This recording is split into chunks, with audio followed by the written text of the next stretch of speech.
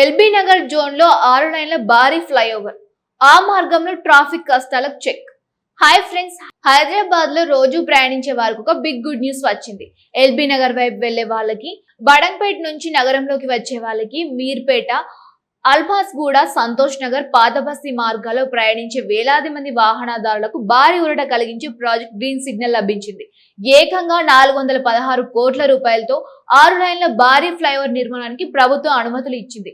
అసలు ఈ ఫ్లైఓవర్ ఎక్కడ నిర్మించబోతున్నారు, ఎంత పొడవుగా ఉంటుంది, ఎవరెవరికి ప్రయోజనం కలుగుతోంది, ఎంత సమయం ఆదా అవుతుంది, ఈ ప్రాజెక్టు వల్ల భూముల ధరలు పెరుగుతాయా, ఏ ఏ ప్రాంతాలు రియల్ ఎస్టేట్ హాట్ స్పాట్ గా మారుతున్నాయి, ఈ రోజు వీడియోలో పూర్తిగా వివరాలు తెలుసుకుందాం.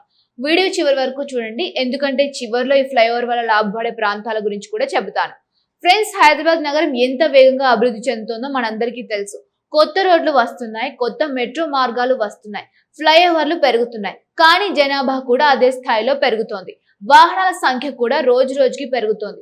దీంతో ముఖ్యంగా తూర్పు హైదరాబాద్ ప్రాంతాల్లో ట్రాఫిక్ సమస్యలు మరింత తీవ్రమవుతున్నాయి. ఉదయం ఉద్యోగాలకు వెళ్లే సమయంలో, సాయంత్రం తిరిగి ఇంటికి వచ్చే సమయాల్లో ఎల్బీ నగర్ జంక్షన్ పరిసర ప్రాంతాల్లో ట్రాఫిక్ పరిస్థితి ఎలా ఉంటుందో అక్కడ ప్రయాణించే వాళ్లకు బాగా తెలుసు. కొన్ని సందర్భాల్లో కేవలం కొన్ని కిలోమీటర్ల దూరం వెళ్ళడానికి అరగంట నుంచి గంట సమయం కూడా పడుతోంది.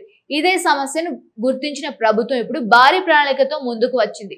జిహెచ్ఎంసీ ఆధ్వర్యంలో ఎల్బీ నగర్ జోన్లకు 6 లైన్ల భారీ ఫ్లైఓవర్ నిర్మించాలని నిర్ణయించుకుంది. ఈ ప్రాజెక్ట్ కోసం ఏకంగా 416 కోట్ల రూపాయలు కేటాయించారు. ఇది సాధారణ ఫ్లైఓవర్ కాదు, తూర్పు హైదరాబాద్ ట్రాఫిక్ వ్యవస్థను పూర్తిగా మార్చగలిగే ప్రాజెక్ట్ గా అధికారులు భావిస్తున్నారు. ఇప్పుడు మీకు ఒక ప్రశ్న, ఎందుకు ప్రత్యేకంగా ఈ ప్రాంతానికి ఫ్లైఓవర్ అవసరం వచ్చింది?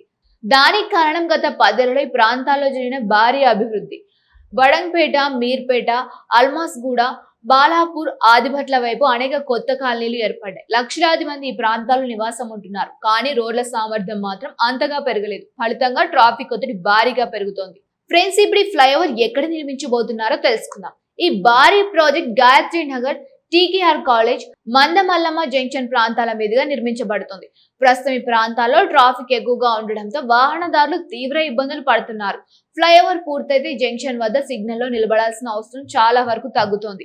ఇక్కడ ఒక ఆసక్తికరమైన విషయం ఉంది. ఈ ప్రాజెక్ట్ ను Hyderabad city innovation and transformative infrastructure project కింద చేపడుతున్నారు.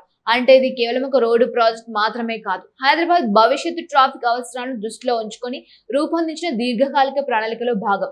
ఇప్పుడు మరో ముఖ్యమైన విషయం, ఈ పనులను ఎవరు చేపడుతున్నారు? టెండర్ల ప్రక్రియ పూర్తయింది. ప్రముఖ నిర్మాణ సంస్థ కేఎన్ఆర్ కన్స్ట్రక్షన్ ఈ పనులను చేపట్టబోతోంది. త్వరలో భూసేకరణ, యూటిలిటీ షిఫ్టింగ్, విద్యుత్ లైన్లు, నీటి పైపుల మార్పిడి వంటి పనులు ప్రారంభం కానున్నాయి. ఫ్రెండ్స్, చాలా మందికి ఒక సందేహం ఉంటుంది, ఫ్లైఓవర్ నిర్మాణం పూర్తవడానికి ఎంత సమయం పడుతుంది అని.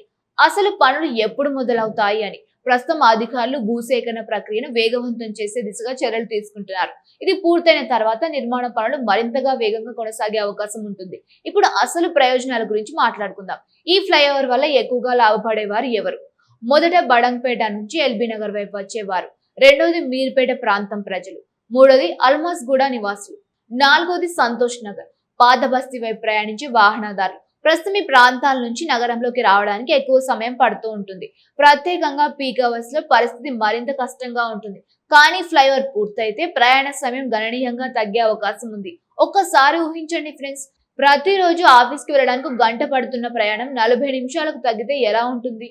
రోజుకి 20 నిమిషాలు ఆదా అవుతాయి. నెలకు దాదాపు 10 గంటలు, సంవత్సరానికి 100 గంటలకు పైగా సమయం సేవ్ అవుతుంది. అంటే ఈ ఫ్లైఓవర్ కేవలం ట్రాఫిక్ తగ్గించడమే కాదు, మన జీవితంలో విలువైన సమయాన్ని కూడా ఆదా చేస్తోంది. ఇప్పుడు రియల్ ఎస్టేట్ కోణంలో కూడా ఈ ప్రాజెక్ట్ ని పరిశీలిద్దాం.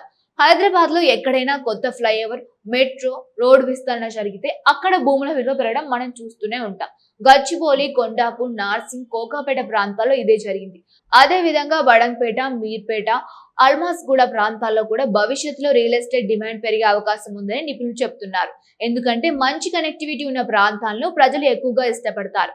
ఫ్రెండ్స్, ఇక్కడ ఒక ముఖ్యమైన విషయం గుర్తుంచుకోవాలి, రోడ్డు సదుపాయాలు మెరుగుపడితే కేవలం ప్రయాణ సమయం మాత్రమే తగ్గదు, వ్యాపార కార్యకలాపాలు కూడా పెరుగుతాయి. కొత్త షాపులు వస్తాయి, కొత్త కమర్షియల్ కాంప్లెక్స్లు వస్తాయి, ఉద్యోగ అవకాశాలు కూడా పెరుగుతాయి. ఇప్పుడు మరో ఆసక్తికరమైన అంశం గురించి మాట్లాడుకుందాం.